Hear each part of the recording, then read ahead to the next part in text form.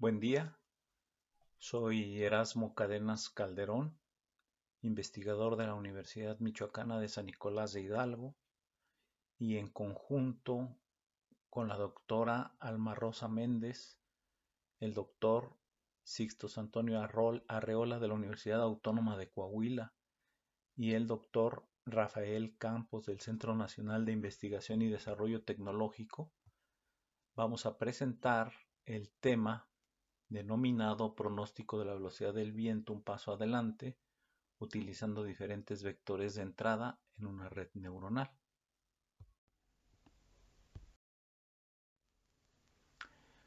La energía eólica es una energía intermitente y de alta variabilidad.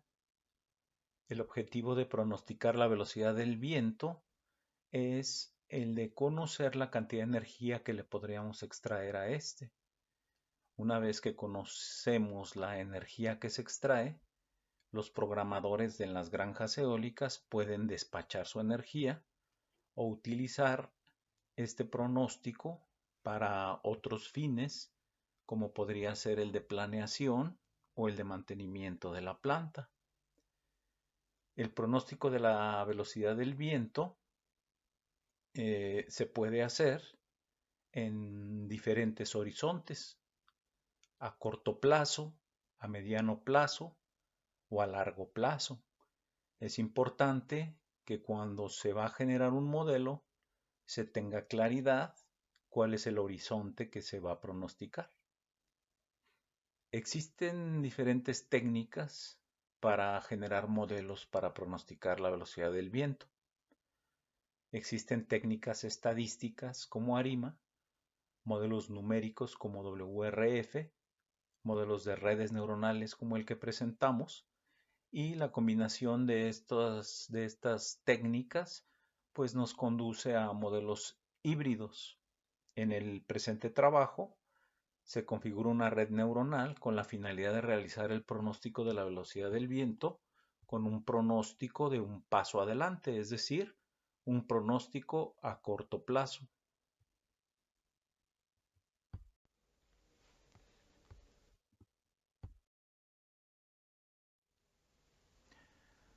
La figura que se muestra en la diapositiva pues es la energía cinética, que es la energía que genera la energía eólica y que a través de los aerogeneradores, utilizando un área de captura, pues genera una potencia. Esta potencia entregada es importante observar que una de las variables es la velocidad al cubo. Entonces la potencia varía con la velocidad del viento elevada al cubo. Por eso la importancia de tener buenos pronósticos, porque tener una diferencia, por ejemplo, de 2 metros por segundo, indicaría que la potencia debería estar multiplicada por un factor de 8. La potencia no solamente varía con la velocidad del viento, sino que no solo depende, sino que depende también de la altura sobre el nivel del terreno y también depende de los accidentes de terreno. Por eso es importante contar con mediciones del lugar, de la velocidad del viento, denominados datos históricos, para poder utilizarlos, estos datos históricos, para generar los modelos.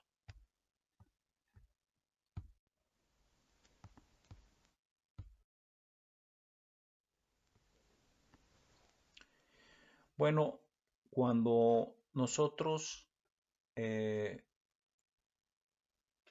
medimos la velocidad del viento, lo que obtenemos generalmente es una serie de tiempo, como se muestra en la figura de colores. La serie de tiempo pues está compuesta precisamente de una medida de tiempo en su eje horizontal y la medida de la velocidad del viento en su eje vertical. En el caso particular de este trabajo, las mediciones se realizaron en un sitio en Baja California Sur en el año de 2016. Es el mes de enero, como son 31 días y son mediciones horarias, pues tenemos 744 datos, es decir, un dato cada hora. También en esta diapositiva se muestra el histograma de las velocidades de ese lugar y también un ajuste de una curva de probabilidad. Esta curva es Weibull. Generalmente se utilizan este tipo de curvas en lugar de utilizar la curva normal, porque la curva de Weibull tiene una cola larga y alcanza a capturar los datos de velocidad de tiempo, de velocidad del viento altos, que se presentan en pocas ocasiones en los lugares. También tenemos las medidas de estadística representativas de la serie. Tiene una media de 4.45 metros sobre segundo. Tiene una desviación estándar de 2.72 metros por segundo. La velocidad mínima que se presentó es 0 y la velocidad máxima es 12.05 metros por segundo.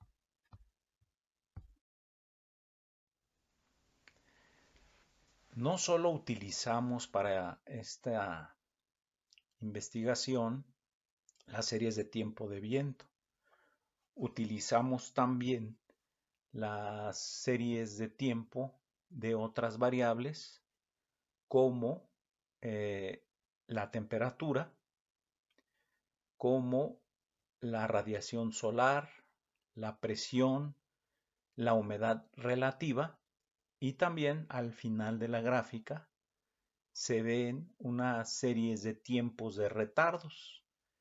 Es decir, hicimos 4 series de tiempo con el viento. La primera serie es una serie con un retardo, es decir, todas las velocidades de viento un paso atrás, con todas estas velocidades se realizó una serie. Con las velocidades de viento 2 pasos atrás se realizó otra serie. Con retardos 12 pasos atrás y 13 pasos atrás se realizaron otras series. Lo anterior es porque en el transcurso del estudio utilizamos funciones de autocorrelación que nos indicaron que la serie de tiempo estaba correlacionada. Un paso atrás estaba correlacionada con la velocidad 2 pasos atrás y 12 pasos atrás también y 13 pasos atrás. Entonces había una correlación de la serie con esos 4 retardos. Es decir, si yo tengo la velocidad del viento ahorita y son las 7 de la noche, pues esa velocidad está relacionada con 12 horas atrás, que es la velocidad de las 7 de la mañana. Hay una correlación y con la de las 6 de la mañana y bueno, también con un retardo atrás, con la velocidad que ocurrió a las 6 de la tarde y con la velocidad que ocurrió a las 5 de la tarde. Por eso se incorporan estos datos en esta diapositiva. Esta es la estadística descriptiva de los datos. Ya habíamos hablado de la estadística descriptiva solamente de la velocidad del viento, pero aquí ya mostramos la radiación solar, la temperatura, la humedad relativa, la presión y la intensidad de la turbulencia. También mostramos las medidas estadísticas que se calculan, son la media, la desviación estándar, la velocidad o el mínimo valor que representan las variables, también el máximo valor. Y como medidas robustas tenemos la mediana, el cuartil 1 y el cuartil 2. Si nosotros observamos, la mediana de las velocidades es 2.1 metros sobre segundo, muy diferente a la media. Generalmente, cuando las medidas de tendencia central se parecen, generalmente se tiene un comportamiento normal de los datos, lo cual no es el caso. Acá tenemos un comportamiento con una cola al final de los datos y por eso se eligió una distribución de Weibull.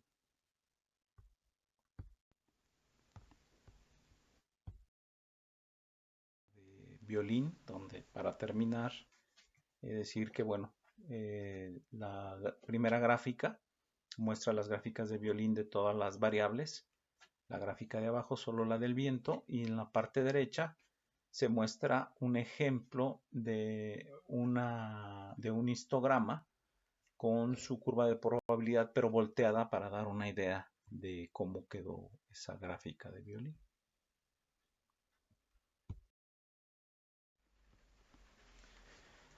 Bueno, en lo que respecta a las redes neuronales artificiales, eh, ¿por qué se utilizan eh, para generar un modelo? Esa sería la pregunta. ¿Por qué redes? ¿Por qué no otra técnica?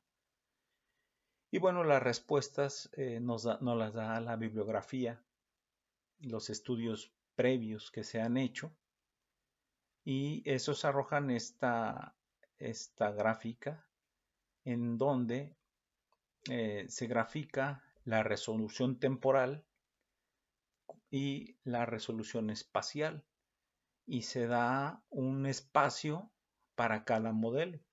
Y ahí podemos ver las ANN, Artificial Neural Network, las redes neuronales, que de acuerdo con los estudios o la mayoría de los estudios funciona para horizontes que van desde menos de 0.1 horas hasta un poquito más de una hora en la resolución temporal. Y en la resolución espacial, pues están abajo de 0.1 kilómetros, muy abajo, y están cerca de 10 kilómetros. Entonces las redes neuronales, para los horizontes que nosotros hemos elegido, y bueno, como tenemos mediciones en un sitio específico, a través de los datos históricos, bueno, para nosotros podemos decir que es un modelo adecuado para lo que estamos proponiendo.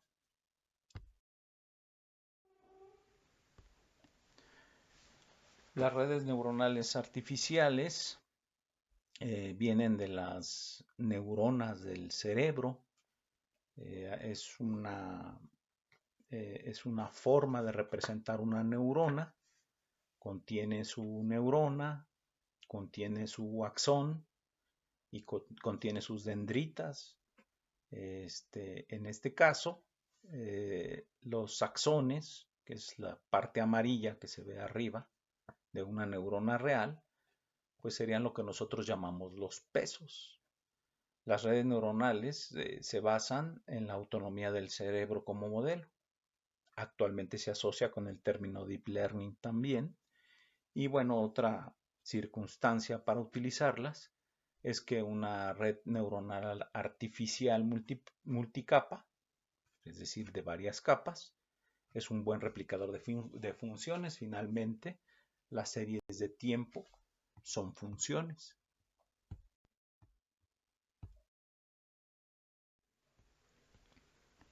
Bueno, en este estudio utilizamos la técnica o la red neuronal denominada Long Short Term Memory Network, LSTM. Este tipo de redes son redes que aprenden de buena manera las estructuras de las series de tiempo. Las estructuras de la serie de tiempo son la tendencia, la estacionalidad, la ciclicidad. Y bueno, esta red es una variación de una red recurrente, es decir, utiliza datos secuenciales como son los datos que nos arroja las series de tiempo. Las LSTM, estas redes, introducen una unidad llamada celda de memoria, que permite a la red almacenar y acceder a información durante un periodo extendido. La celda, que es, es la modificación o la base principal de esta red, está compuesta por varias compuertas o gates, una de entrada, una de salida y una compuerta de olvido. Estas compuertas regulan el flujo de información dentro de la celda de memoria, permitiendo así controlar la información, retenerla y la que se debe olvidar también la toman en cuenta.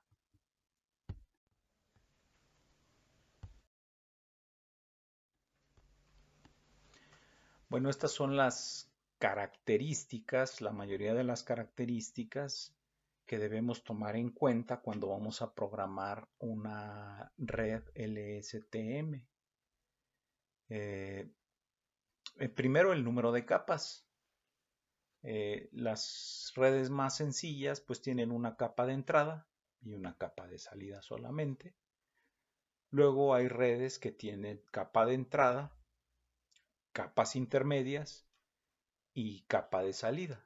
Las capas intermedias pueden ser varias también, pero en nuestro caso, para pronosticar la velocidad del viento un paso adelante, solo tenemos una neurona de salida. El número de neuronas de intermedias, bueno, eso se hace con los experimentos que se realizan y se toma una decisión en cuanto a cuál es el número adecuado para ese ejercicio. Y el número y las neuronas de entrada pues son precisamente el objeto de estudio de este trabajo. Nosotros vamos a variar las neuronas de entrada y también vamos a variar las variables de entrada con el objetivo de tener la mejor red neuronal posible. También se tiene que analizar cuántas unidades por capa deben de tener. Debemos de tener una función de activación.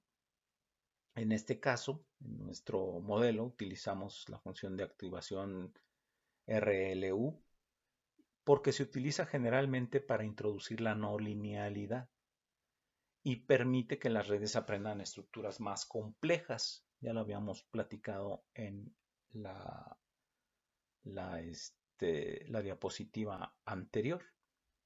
También debemos de poner atención en la tasa de aprendizaje, que es la velocidad a la que el modelo ajusta sus pesos durante el entrenamiento. Tenemos que poner atención en el tamaño del lote, en las épocas. Hay una función que se llama dropout, que es muy importante porque es una herramienta que ayuda a la prevención del sobreajuste. Bueno, la red aprende de memoria la función cuando hay un sobreajuste y le quita la posibilidad de generalizar, es decir, si se encuentra con datos que no se presentaron durante el entrenamiento, no sabrá qué hacer o los resultados que arroje serán bastante malos o fuera de lugar. También debemos poner atención en un optimizador. Hay varios y obviamente se debe de analizar las características del problema para poder elegir uno. Y bueno, pues una función de pérdida o de error.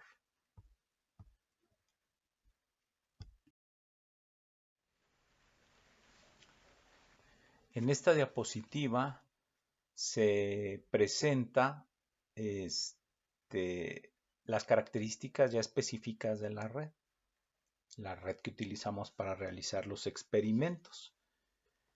El número de neuronas de entrada, bueno, ya hablamos, que es lo que vamos a modificar, que es importante especificar que es el objeto de nuestro estudio. Las capas ocultas que se decidieron incorporar son 128. El número de neuronas por capa son 64. Estamos hablando de las capas intermedias. Porque la capa de salida pues solamente tiene una neurona, que es la que se va a pronosticar.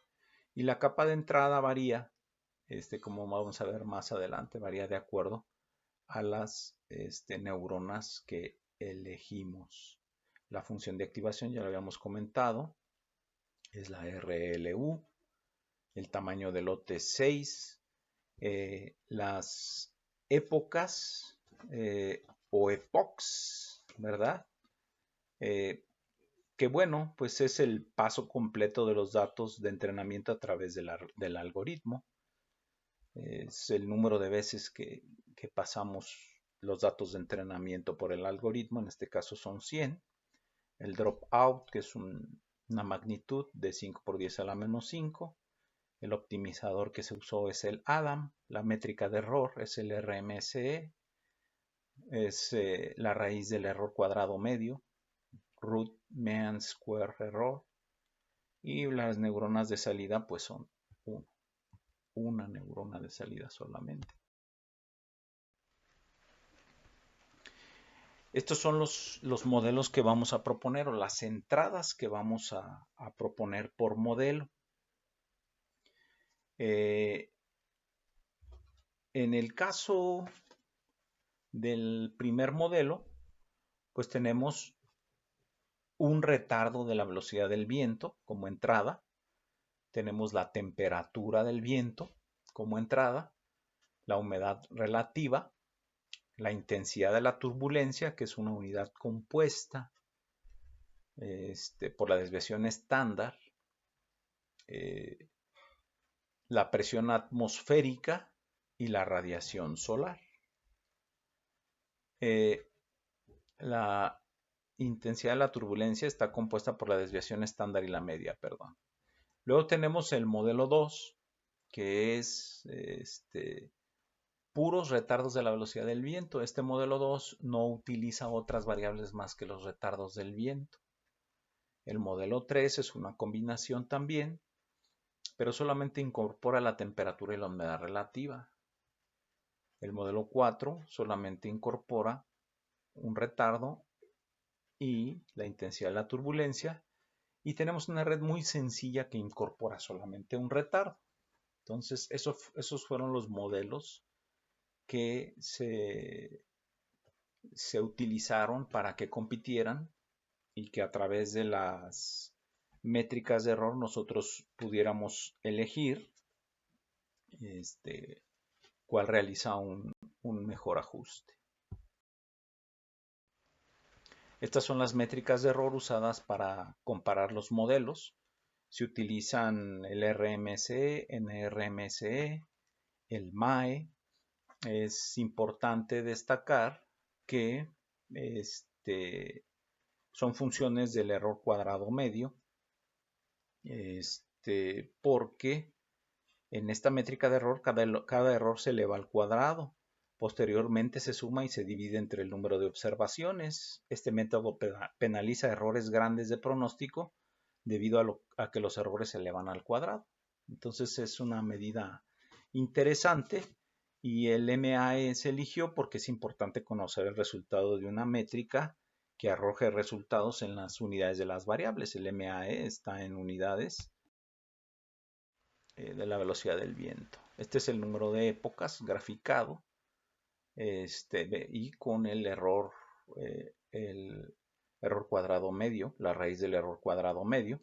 Vemos como la mayoría de los modelos son adecuados y el indicador de esto pues es que al transcurrir las épocas el error se va estabilizando y esas son buenas señales para nuestra. Este es el ajuste del modelo. Vemos que es un ajuste muy bueno, la mayoría de los modelos los tiene. Estos son los errores ya puestos cuantitativamente, tanto de numéricos como en los datos de validación, datos de prueba y datos de entrenamiento. Se eligió la red con 4 entradas, que son las redes más apropiadas para realizar el entrenamiento, y en las conclusiones pues son las que utilizaron solamente la velocidad del viento, no se utilizó las otras variables. Y las conclusiones Pues son la selección de las variables de entrada, modifican la exactitud de los modelos, obviamente. En el caso de la velocidad del viento, 1 metro por segundo incrementa la potencia de salida con un factor de la velocidad elevado al cubo, como lo vimos al principio de la presentación. Por lo anterior, es importante que se conformen y elijan modelos lo más precisos posibles. El modelo que mejor desempeño tuvo en este caso fue el que se conformó con solamente retardos de la velocidad del viento, además de que el modelo seleccionado es cuantitativamente mejor. Bueno, estas son las referencias que usé y los autores agradecen a la Coordinación de la Investigación Científica de la Universidad de Michoacán de San Nicolás de Hidalgo por su apoyo en la publicación del presente trabajo. Y pues gracias.